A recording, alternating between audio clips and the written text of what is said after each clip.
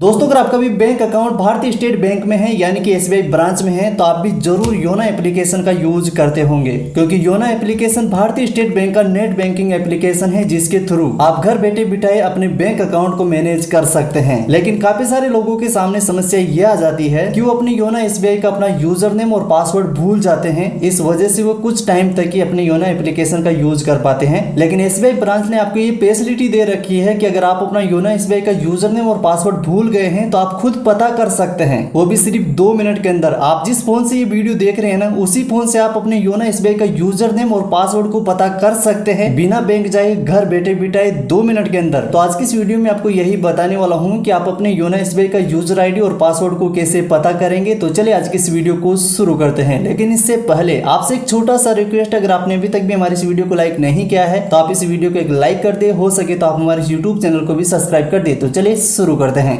दोस्तों अगर आप भी योनो एसबीआई का यूजर नेम और पासवर्ड भूल गए हैं तो इसे पता करना बहुत ही आसान है। आप 2 मिनट के अंदर अपने योनो एसबीआई का यूजर नेम और पासवर्ड को फॉरगेट कर सकते हैं। तो इसका कंप्लीट प्रोसेस जानने के लिए हम गूगल को ओपन करेंगे और यहाँ पर सर्च बार में टाइप करेंगे एसबीआई ऑनलाइन। इतना लिखकर जैसे आप सर्च करेंगे तो आपके सामने फर्स्ट में स्टेट बैंक ऑफ इंडिया की आधिकारिक वेबसाइट आ जाएगी, जैसे कि आप यहाँ पर देख सकते हो। अब आपको सिंपली से इसी पर ही एक क्लिक करना है। क्लिक करते आपके सामने नेक्स्ट पेज इस प्रकार से ओपन हो जाएगा। अब आपको यहाँ पर पर्सनल बैंकिंग के नीचे लॉगिन का ऑप्शन मिलेगा, आपको सिंपली से इसी पर ही एक क्लिक करना है और फिर यहाँ से कंटिन्यू टू लॉगिन पर क्लिक करेंगे तो आपके सामने नेक्स्ट पेज इस प्रकार से ओपन हो जाएगा। अब आप यहाँ पर अपना यूजर नेम और पासवर्ड डालकर अपनी नेट बैंकिंग को ओपन कर सकते हैं। लेकिन यूजर नेम और पासवर्ड हम भूल गए हैं, हमें पता नहीं है, तो हम इसे फॉरगेट करेंगे। तो उसके लिए हम यहाँ से फॉरगेट यूजर नेम और लॉगिन पासवर्ड वाले ऑप्शन पर क्लिक करेंगे तो आपके सामने नेक्स्ट पेज इस प्रकार से ओपन हो जाएगा। अब आप यहाँ से सेलेक्ट करेंगे, जैसे कि हम पहले अपना यूजर नेम को फॉरगेट करना चाहते हैं तो यहाँ से फॉरगेट यूजर नेम वाले ऑप्शन को सेलेक्ट करेंगे और फिर यहाँ से नेक्स्ट पर क्लिक करेंगे।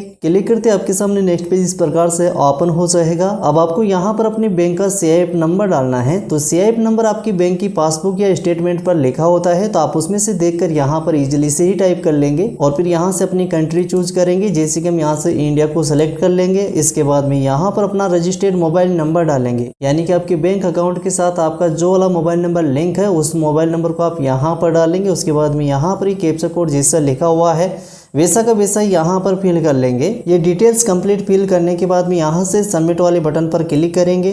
क्लिक करते आपके मोबाइल नंबर पे एक OTP सेंड किया जाएगा, तो आप OTP यहाँ पर फिल करेंगे और फिर यहाँ से कन्फर्म पर क्लिक करेंगे। क्लिक करते आपके सामने आपका यूजर नेम आ जाएगा, जैसे कि आप यहाँ पर देख सकते हो ये हमारा यूजर नेम आ चुका है जिसे हम भूल गए थे। तो इस तरीके से आप 2 मिनट के अंदर अपना यूजर नेम पता कर सकते हैं। अब हम पासवर्ड पता करेंगे, क्योंकि हम अपनी नेट बैंकिंग का पासवर्ड भी भूल गए हैं। तो पासवर्ड पता करने के लिए हमें वापस उसी पेज पर आना होगा और यहाँ पर फिर से forget user name login password वाले ऑप्शन पर क्लिक करेंगे। नेक्स्ट पेज इस प्रकार से ओपन हो जाएगा और फिर यहाँ पर सेलेक्ट रखेंगे फॉरगेट माय लॉगिन पासवर्ड, तो आप इसे ही सेलेक्ट रखेंगे और फिर नेक्स्ट पर क्लिक करेंगे। जैसे आप नेक्स्ट पर क्लिक करेंगे आपके सामने नेक्स्ट पेज इस प्रकार से ओपन हो जाएगा। अब आपको यहाँ पर फिर से अपनी कुछ बेसिक डिटेल्स फिल करनी है, जैसे कि यहाँ पर अपना यूजर नेम डालेंगे और फिर यहाँ पर अपना अकाउंट नंबर फिल करेंगे और फिर यहाँ से अपनी कंट्री को चूज करेंगे। तो हम यहाँ से इंडिया सेलेक्ट कर लेंगे और फिर यहाँ पर अपना रजिस्टर्ड मोबाइल नंबर डालेंगे और फिर यहाँ पर अपनी डेट ऑफ बर्थ फिल करेंगे। इसके बाद में यहाँ पर एक कैप्चा कोड जैसा लिखा हुआ है वैसा का वैसा यहाँ पर फिल कर लेंगे। तो आप इस तरीके से डिटेल्स फिल कर लेंगे, लेकिन आपको एक बात का ध्यान रखना है, आपको डेट ऑफ बर्थ इस तरीके से ऑब्लिक लगाकर फिल करनी है और फिर यहाँ से सबमिट पर क्लिक करेंगे। जैसे आप सबमिट पर क्लिक करेंगे आपके मोबाइल नंबर पर OTP सेंड किया जाएगा, तो आप OTP यहाँ पर फिल करेंगे और फिर यहाँ से कन्फर्म पर क्लिक करेंगे। जैसे आप कन्फर्म पर क्लिक करेंगे तो आपके सामने नेक्स्ट पेज इस प्रकार से ओपन हो जाएगा।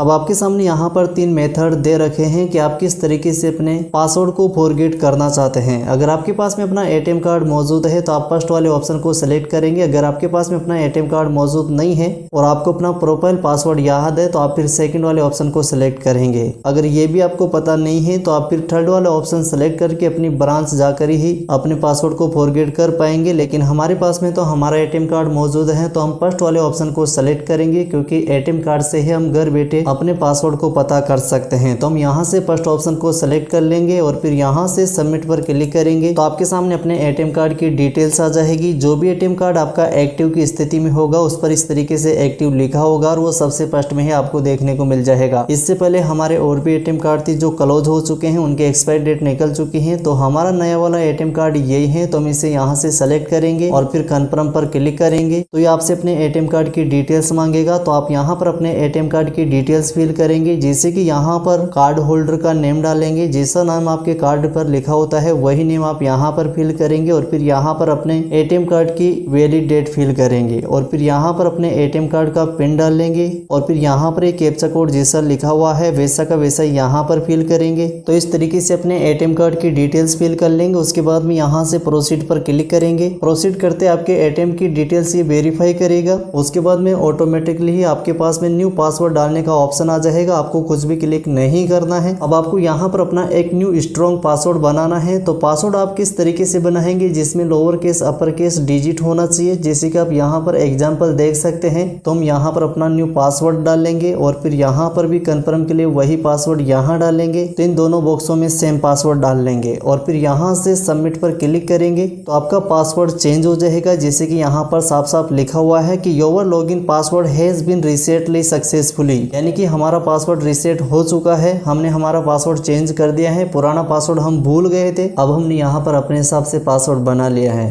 अब आप बड़ी आसानी से योनो एसबीआई में अपना यूजर नेम और पासवर्ड डालकर लॉगिन कर सकते हैं। तो चलिए मैं आपको योनो एसबीआई में यूजर नेम और पासवर्ड डालकर आपको लॉगिन करके दिखा दूं। तो जैसे हम योनो एसबीआई एप्लीकेशन को ओपन करेंगे तो ये आपसे यहाँ पर अपना यूजर नेम और पासवर्ड मांगेगा। तो हमने हमारा यूजर नेम फॉरगेट कर लिया है, तो उस यूजर नेम को यहाँ डालेंगे और फिर पासवर्ड यहाँ डालकर लॉगिन करेंगे तो ये इजीली लॉगिन हो जाएगा और आपके सामने योनो एसबीआई का होम पेज आ जाएगा और आपको यहाँ पर योनो एसबीआई से मिलने वाली सभी फैसिलिटीज मिल जाएगी, जैसे कि आप यहाँ से अपने बैंक का बैलेंस चेक कर सकते हैं, अपने अकाउंट का स्टेटमेंट निकाल सकते हैं, किसी के साथ पैसा ट्रांसफर कर सकते हैं और भी काफी सारी नेट बैंकिंग की ऑल फैसिलिटीज आपको यहाँ पर मिल जाती है। तो आई होप आज की वीडियो आपको काफी पसंद आया होगा। अगर वीडियो पसंद आए तो इस वीडियो को लाइक करें, अपने दोस्तों के साथ इस वीडियो को शेयर करें और आपके दिमाग में फिर भी कोई कंफ्यूजन है तो नीचे कमेंट बॉक्स है, आप हमसे कमेंट करके पूछ सकते हो। और आप हमारे यूट्यूब चैनल पर पहली बार विजिट किए हो तो इस चैनल को जरूर सब्सक्राइब कर ले ताकि आपको आगे भी ऐसी यूजफुल वीडियो मिल सके। जब तक के लिए गुड बाय, जय हिंद,